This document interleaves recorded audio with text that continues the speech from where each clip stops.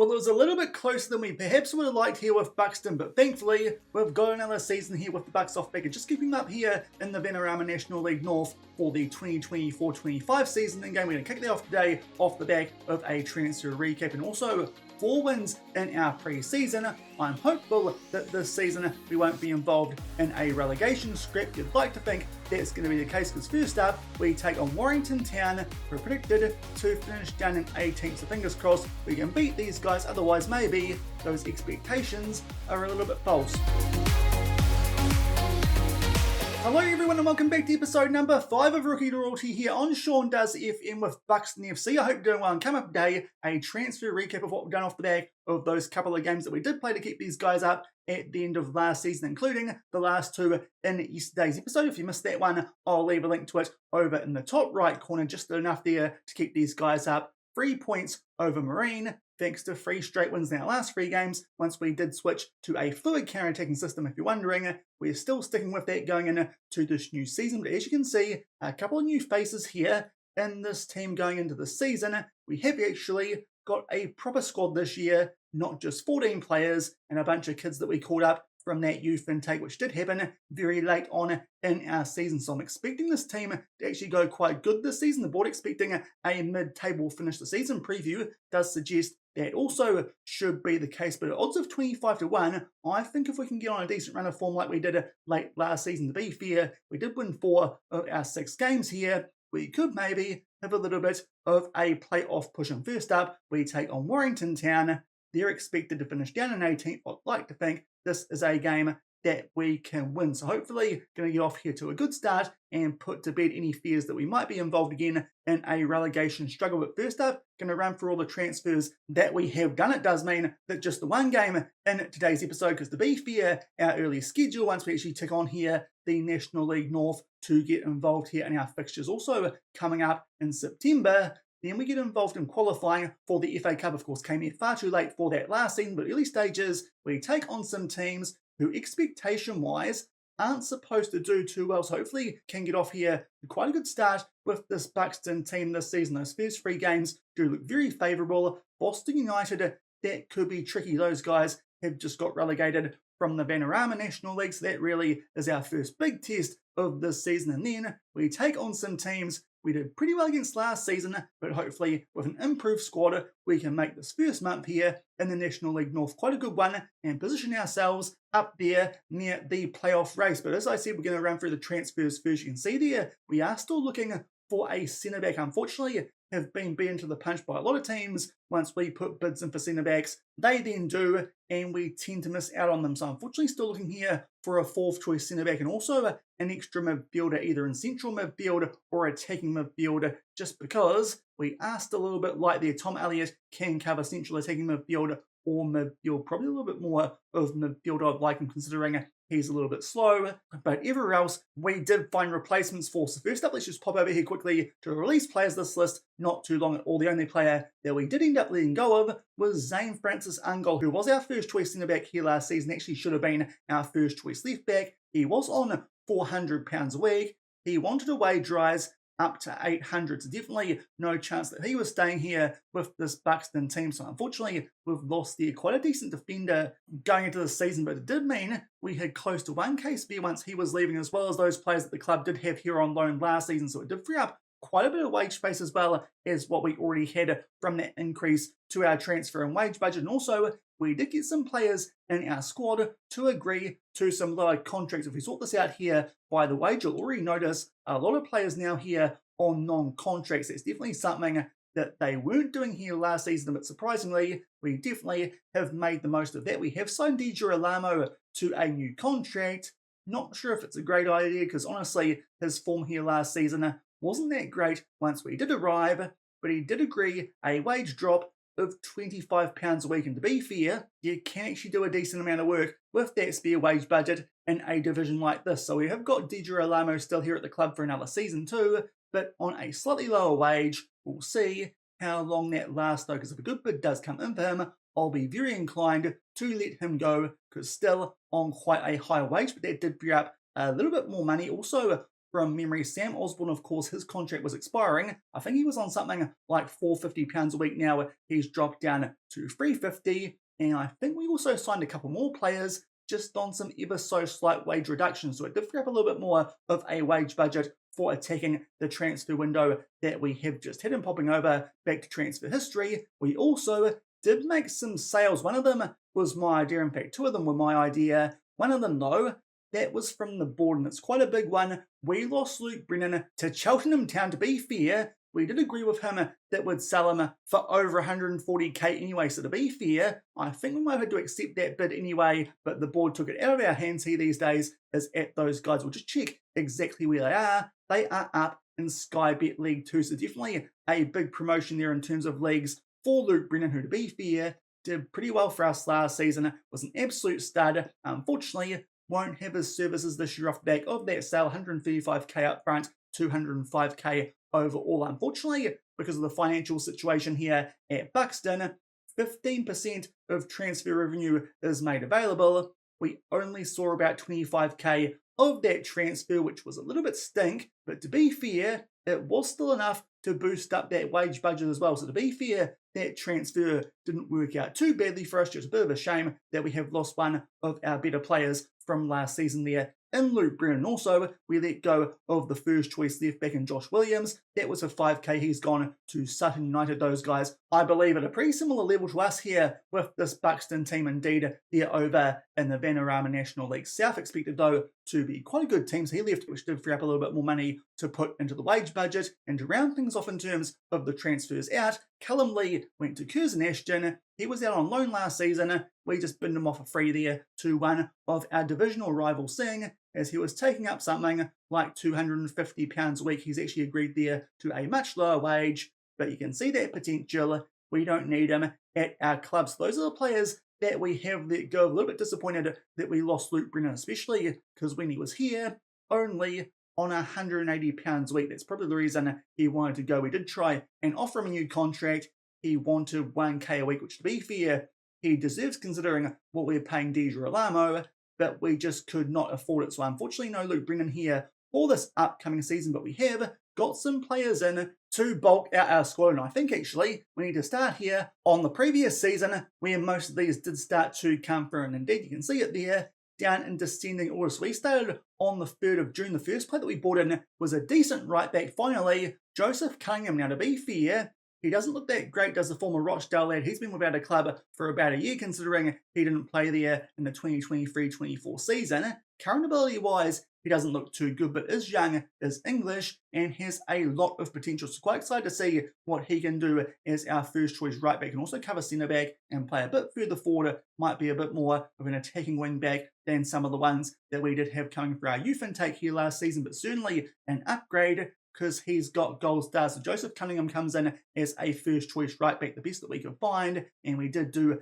a pretty extensive search. Off the back of that, we then started to poach some players from Premier League clubs, their youth systems, who had contracts about to expire. And of course, as we mentioned during yesterday's episode, we're quite well located, not too far away from Liverpool and Manchester, so you can expect here us to pinch quite a few players from those clubs, and the first of those was a new goalkeeper in Reece Truman. Of course, we did lose the goalkeeper we had here last season because he was in on loan. So Reece Truman, we've got in on a non-contract, which to be fair, might be a little bit of a risk. If I knew at the time that we'd lose Luke Brennan, we actually could have signed someone who was a little bit better, but I thought we'd go with the non-contract and save a little bit of money there on our wages. But he's quite similar to Cunningham, doesn't look too hot there in terms of the current ability at 2 stars and the potential at 5 stars, but formerly of Norwich and Liverpool, he should do a good job for us here down in the Vanarama National League North. So he's our first choice goalkeeper now, is Reece Truman, the former Liverpool lad. And very shortly off the back of that deal, Charlie Pavey came in from Aston Villa. Now, to be fair, we probably didn't need to sign someone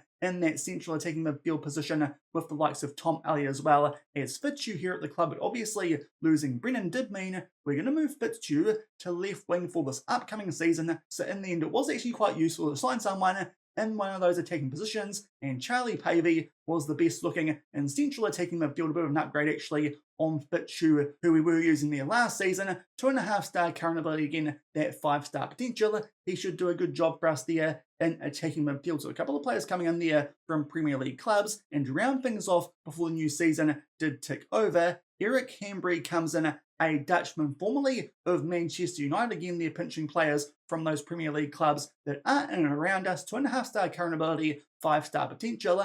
A very good backup, not too much worse than Reece Truman, but isn't quite as good. So he's going to be the backup for us this upcoming season here, again, on a non-contract. So a couple there of quite handy young goalkeepers will hopefully be able to keep hold of both of them, despite the fact both of them have that non-contract situation, but quite promising goalkeepers. These are pretty happy with the work we did do to replace that goalkeeper that we did have in on loan. And going over to what happened when the season did tick over and some of those sales did go through. First up, Nathan Giblin, again, someone coming in from Liverpool. He'll be a backup left back because he looks pretty handy with 2.5-star current ability and 5-star potential. Later on the window, we did find someone a bit older who was a bit more of a suitable replacement to be first choice, but the fringe player is the 18-year-old. He looks decent with all that potential. So as you can see, got some real high potential players now here in this Buxton team. A little bit of a situation of the young Bucks, as we suggested, might be the case. And on the same day, we also brought in an extra centre-back in Liam McElhinney from Leicester City. He comes in, another youngster, 18 years old, a bit more current ability than most of those players that we did pick up from other Premier League clubs. And this one also does have 5-star potential, 1.86 metres tall, so should do a job for us there at the back, despite the fact his jumping reach and heading isn't that good, which is a little bit concerning, but the Irishman, he can do a decent job for us as a backup, seeing as we sign another centre-back later on in the window. But again, a very promising youngster that we did pick up there on a non-contract. Going down further, Archie Cooten comes in as a backup to Joe Stobbs at right wing. Again, quite high potential for the former West Brom man, and 2.5 stars current ability, a little bit better than someone like Sam Osborne. So despite the fact that we did renew his contract on that lower wage, Sam Osborne could be a little bit on the fringes of our squad this year, which is certainly a bit interesting for someone we are actually paying a wage to. Cooten comes in on that non-contract, very useful, the non-contracts that we've picked up here this season at Buxton. Going down further, Hayden Lindley does come in as a backup to Charlie Kirby, our captain in ball-wing midfield. You can see there, can do a decent job there. Can the former Man City, Aston Villa and Newport County man, so certainly comes from some clubs that are doing a fair bit better than Buxton are in the save. So another player in on a non-contract, a little bit older there at 21 years old, or our new Ginger Ninja, but again has that 5-star potential. So some quite promising players, as is the theme here with this Buxton team going in to this new season. Then we did find an improvement on Nathan Giblin as a first choice left back in Jake Leake. He's formerly of Hull City, been there the last 5 years, albeit did spend spells out on loan at Scunthorpe and Boston. But to be fair, Scunthorpe did win this league last season, and Boston, they of course have just got relegated. So that's actually quite good form coming down here back to the Vanarama National League North to us at Buxton. 4-star current ability, 5-star potential, should be very handy as a left back who, if we need to, can do a job at centre back. But ideally, the 21-year-old on not too bad a wage of £350 a week will be our starting left back for this upcoming season. To round things off for now, Matt Yates comes in as a backup to Cunningham. We were looking for someone a bit better than Cunningham, but unfortunately, much like that centre-back situation we've got going on currently, we just can't find someone who actually ends up signing for us before other clubs try and poach them. So unfortunately, do have to sign Matt Yates here to a proper contract of £250 a week. That was to make sure he chose us over Otago University, which is certainly an interesting situation for the Englishman. Would he want to go to university and get on the booze with all the students down there in the deep south of New Zealand? He said no. Thankfully, he's come here to Buxton, and again, 2-star current ability and 5-star potential. So as you can see, a lot of high potential players here in this Buxton team. The idea will be to give them quite a bit of game time going into the season. Here's what our squad looks like in terms of when everyone is fit and available. Thankfully, that is the case. A couple of players that we wouldn't mind getting rid of. Elias Rouse, now that we've signed Humbury and Truman in goal, I would like to get rid of him, but unfortunately, we're probably going to have to wait until the end of the season for his contract to expire on £160 a week. Was hoping that someone might loan him off us, But no, we definitely want to get rid of him with that 2-star current ability and only that 3-star potential. Also, Ryan Biggers still there as the backup to Di Girolamo. Ideally, would sign someone a bit younger who maybe is a bit better, because honestly, at 21 years old, that 2-star current ability is a little bit concerning. And last season, honestly, wasn't too great here when we used him in place of Di Girolamo. So not too sold there on Ryan Vickers, despite the fact he does have quite a bit of potential. Also, the fact that he's on £200 a week, could probably get someone a bit better on a non-contract than that. And going down further, Tom Elliott, if a good bid came in, I wouldn't mind getting rid of him with only 2.5-star potential. But to be fair, quite a handy player to use as a backup in midfield, while we still look for someone to back up either Pavey or Truman in midfield. So a couple of players there that we wouldn't mind letting go of, especially him on £450 a week, probably the big deciding factor in us transfer this thing him. But it does mean that our squad this season, as you saw, does look a lot better than what it was when we got here late on last season. So I'm quite hopeful we can at the very least avoid a relegation battle this season. We should really be finishing inside the top 10, and I'm hopeful we can even push on and try and have a crack at making our way into the playoffs and hopefully sneak our way up to the Vanarama National League for next season. But either way, we should be okay this season. A good test early as we take on Warrington Town, her team expected to finish all the way down in 18th. We'll just check out here actually where they were last season. They did finish down in 17th. So to be fair, they finished above us in this division last season, which is a bit surprising because honestly, I don't remember checking those guys out too much during our push there to stay up. To be fair, 17th, a few places above where we were down in 20th on that final day. We were more focused on Marine, Russia Olympic, and of course Leamington. But this should be a team this season that we can beat. Their preseason form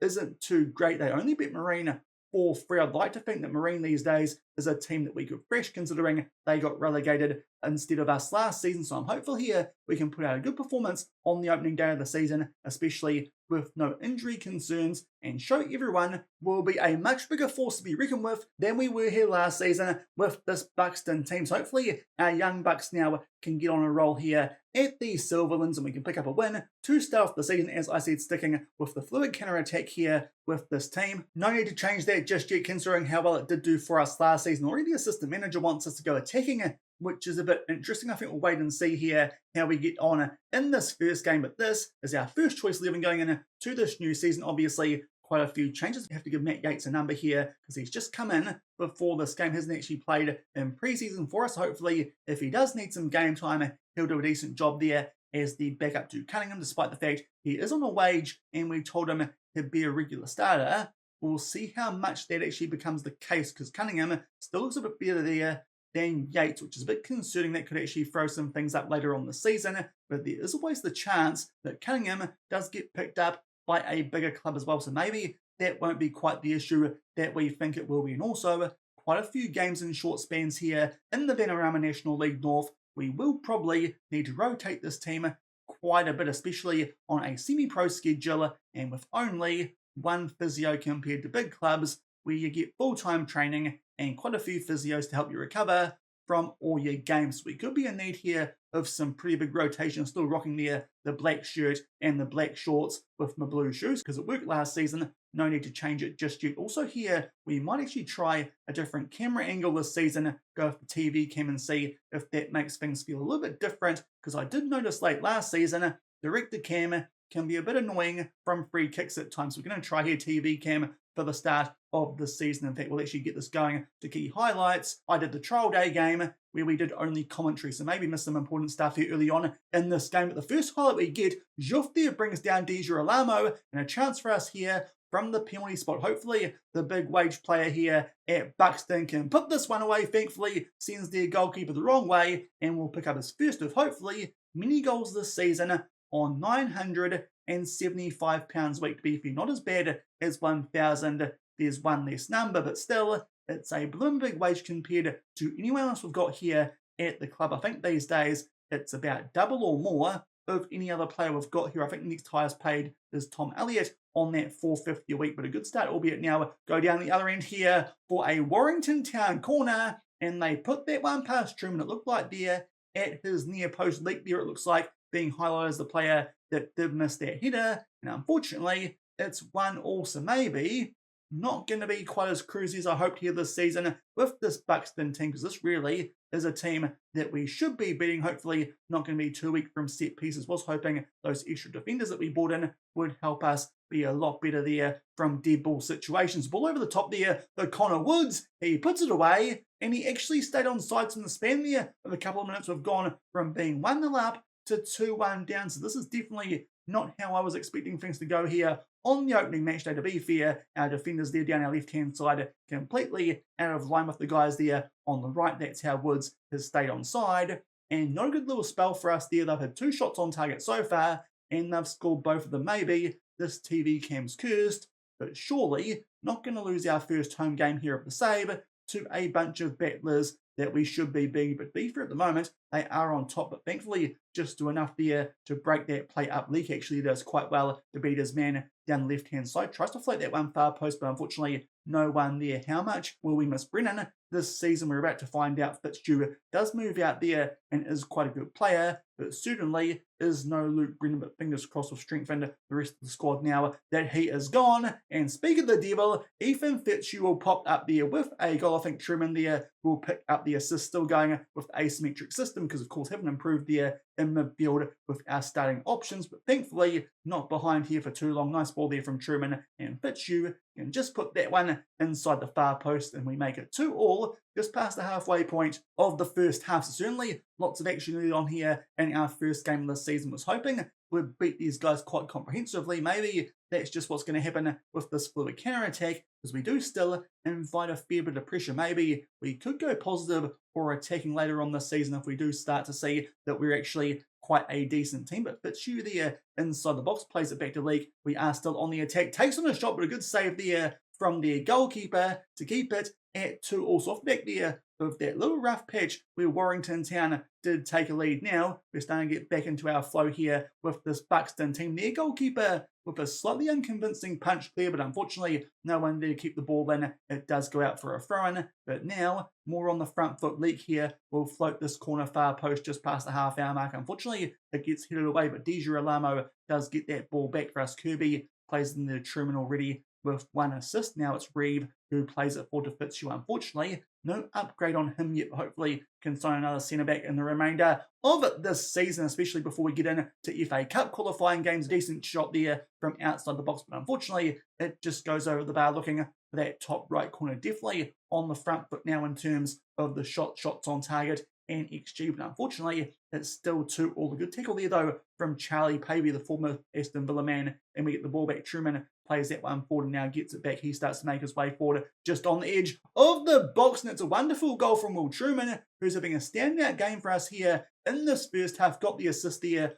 for that Fitzu goal, and I'm pretty sure he might have repaid the favour there for that one here, but to be fair, he still had plenty of work to do once he got that ball back about halfway inside here of the Warrington half. He made a nice run forward and drills that one into the bottom left corner, and thankfully, deservedly, we're 3-2 in front here at halftime. Just checking out the player ratings, and to be fair, at the moment there's no one out there struggling at all, so pretty happy with how we're looking in this game. We definitely deserve to be in front. Just a bit annoying that they've scored with both of their shots on target. It's a little bit frustrating. Hopefully that won't be a thing, considering we definitely have improved our defence compared to what it was here last season with the greyed out players at right back. Also, we might just try out a little bit of a higher camera height to see if that helps us see what's going on here from this TV camera that we will try at early stages of the season. Now we'll get underway in the second half, thankfully, with that 3-2 lead so far. Looking pretty good stats-wise. Just a cushion goal would be very nice at some stage during the course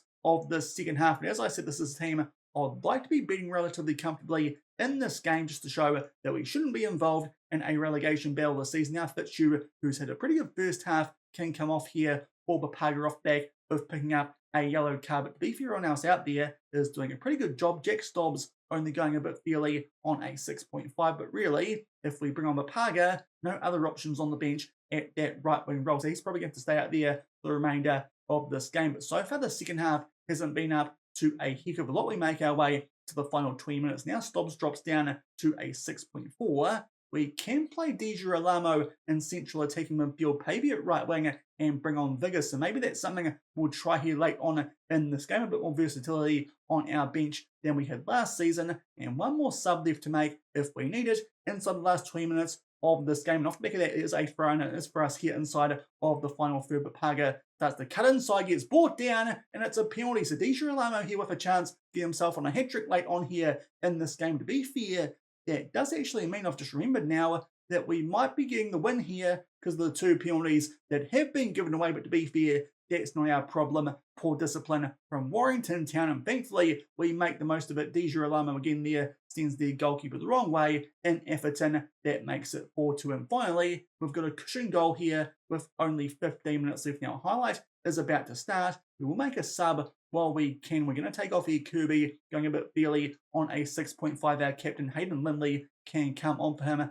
with our final sub. He'll get a debut here with our new Ginger Ninja. And now Truman starts to make his way forward. He's been superb in today's game. Goes looking for that top right corner, but Efferton comes up there with a good save. So Truman having a blinder here, a goal assist, and went close there to making it 5-2. But unfortunately, good save there from the Warrington goalkeeper. Does keep this at 4-2, but now definitely we're putting the foot down in the second half. Stats-wise, as Malachi Reeve picks up a yellow card, hopefully won't go down to 10 men late and give them a chance here to work their way back into this game. They try and float that ball far post, but thankfully Truman comes out and claims it. To be fair, not the best debut from the former Liverpool lad on a 6.4, so hopefully he actually ends up being a relatively decent goalkeeper. Of course, of Hembury, the former Man United man, if we need to use someone else in this squad. So we've definitely got options at goalkeeper with quite a bit of potential, but might get a chance here to make it 5-2. Go looking there for Di Girolamo. It goes back out there. I'm pretty sure that was to Bapaga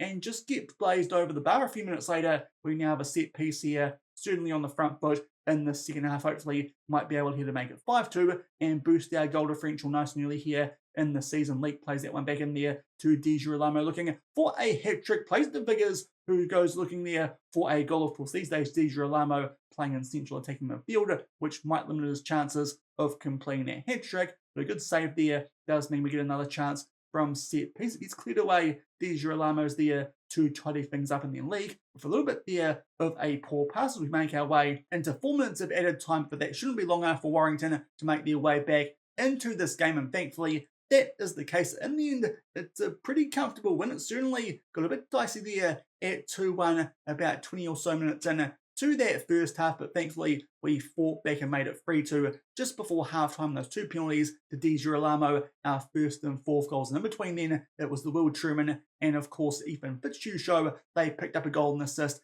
helping each other out there to make sure we went from 2-1 down to 3-2 in front at halftime. So thankfully, we pick up a win. These guys expected it to be just outside of the relegation zone. Wouldn't surprise me if they're kind of in a bit of a relegation battle, but beating a team like that 4-2, despite the fact that we certainly could have played a bit better, is encouraging. We've already made our way up into the playoff picture off the back, though, of only one game, but still, that suggests that we hopefully won't be involved down that bottom end of the table in the second season here at Buxton. A decent start, a 4-2 win over Warrington Town. So a decent start to the new season here at Buxton, a 4-2 win over Warrington Town. To be fair, would have been a bit disappointed if we didn't win that game relatively comfortably. It took us a little while here to get on the front foot, especially off the back of those two goals that we did concede halfway through the first half, but thankfully we pick up a win in early stages up in fifth. But to be fair, probably a little bit too early to pay much attention to that table, but still quite nice to see us up near the top instead of down